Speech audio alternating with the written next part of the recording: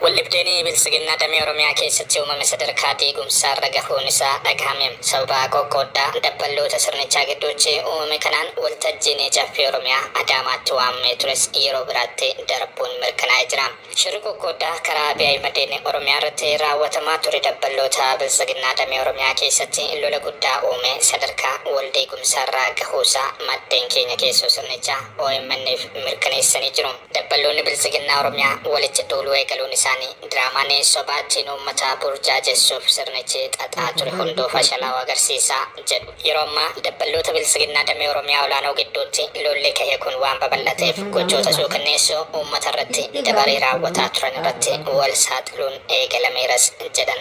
Ka'umsi dhibdee kanaa faayidaa dhuunfaa fi murna ijaarsa neetwoorkii faayidaa irratti hundaa'ee ta'uu kan himan maddeen keenya keessoo sirnichaa kunniin dabballoonni saamicha lafaa, daldala kontiroobaandii, daldala jimaa fi albuudota garaagaraa irratti maqaa adda addaa moggaafachuun bobba'anii akka jiranii fi kunis madda lola kanaa isa ijoo ta'uu saaxilanii jiru. Dabalataanis gareen kun daldala meeshaa waraanaatti hanga garee dhoksaadhaan qabeenya saamuu fi lubbuu namaa balleessuutti ijaarratanii socho'aa akka jiran dhagahameera.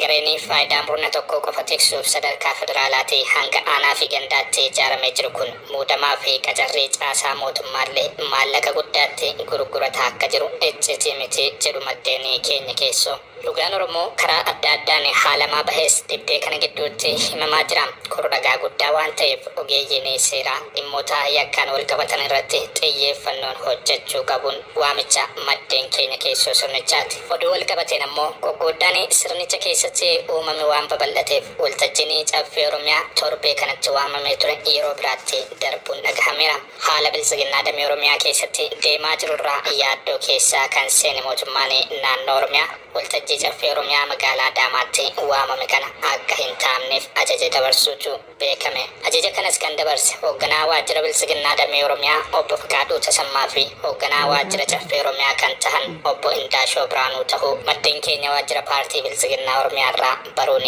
danda'ameera. Dhibdee keessoo dabbalootaatti babal'atee deemaa jiru kana ilaaluuf Abiy Ahmed walgahii koree giddu galeessaa bilisiginnaa Oromiyaa Finfinneetti waame qorataa akka jirus maddeen keenya kunneen dabaluun himaniiru.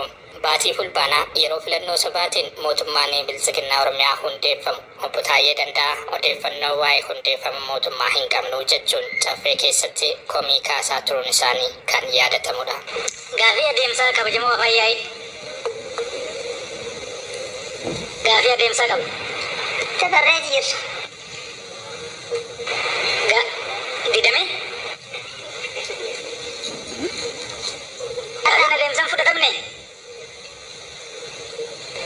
Deefama sagalee kennuun erga jalqabame booda adeemsichi darbeera. Akkasii miti. Sagalee kennuun jalqabamee jira waan ta'eef adeemsa kana bira dabarree jirra. Ayyee caffeen akkanaa dhagahu namni muudame kun baay'eedha. Namni amalaan waliin fakkaatu, ga'umsaan waliin fakkaatu. Bakka tokkotti erga tokko sagalee kennuun sirriidha jedhee ani namanu kana qabadhaatii nagaan.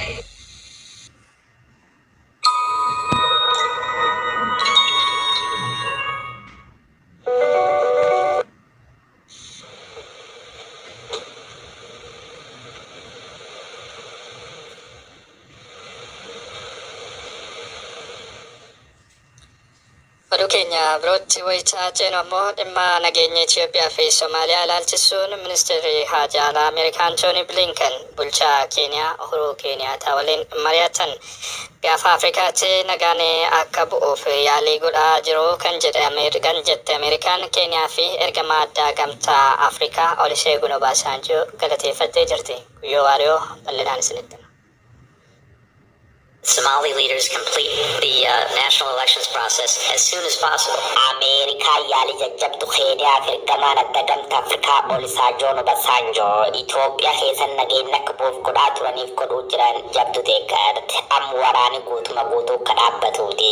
Gargaarsi namoomaa rakkoo tokko malee kan dhaqqabu.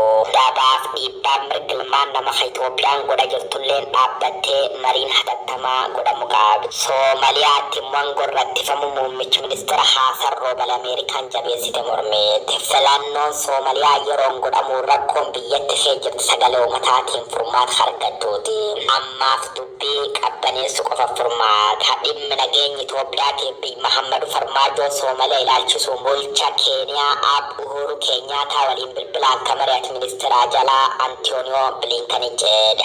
In Addis, our embassy remains fully engaged in these efforts and is providing support to American citizens. Abbi Bilinkanii gigaran godhufes walakka jisadaasa kees biyyoottan Afrikaa sadii lixaan Naajeeriyaa fi Senegaal gaafa Afrikaatti immoo Keeniyaa daawwachuu waan hedduu mari'ate ture. Daawwanna angaa mana diiqa gaafasi ka guyyoottan jaaf turti jedhanii Bilinkan Keenyaa taan Naayiroobii wal arge rakkoo gaafa Afrikaa jechuun dhibda biyyoottan akka Itiyoophiyaa, Soomaliyaa fi Suudaan fa'aa wareersa jirtirraan mari'achuu isaanii miidiyaaleen gabaasan. Keeniyaan biyyoottan gaafa Afrikaatiif Afrikaa bahaa keessatti argaman keessa siin qofti naga qabaachuun Ameerikaaf immoo michuu jabdu taate argamuuf Itoophiyaa waliilleen hariiroo gaarii qabaachuu sirra kakaa'e. Bulchiinsi Joosef Baayiden zachuun harkara kanaan rakkoo Itoophiyaa furuuf carraaqaa ture. Eegi waraanni kaaba Itoophiyaa hamgan tokko guutu kun jalqabe. Sangaa'ooti olaanoon Ameerikaa rakkoo nageenya naannicharra pirezidaantii Keeniyaa waliin mari'achaa kan turan yoo taatu dhiyeen kan immoo pirezidaantii Uhuru Keenyaataa Waashingitanitti maluun Abbaa Joo Baayidanii wal arguu gabaasne ture. Godinichatti bonni dheerachuun wal qabatee hongee mudateen horiin lakkoofsaan kumaatamaan lakkaawaman dhumanii kan hafanis qaamaa huqqatanii lafaa ka'uu dadhabaniiru. Rakkoon kun gara namaatti leexee namoonni beelaa fi saaxilamuun gaagama guddaan mudataa jiraachuu himan.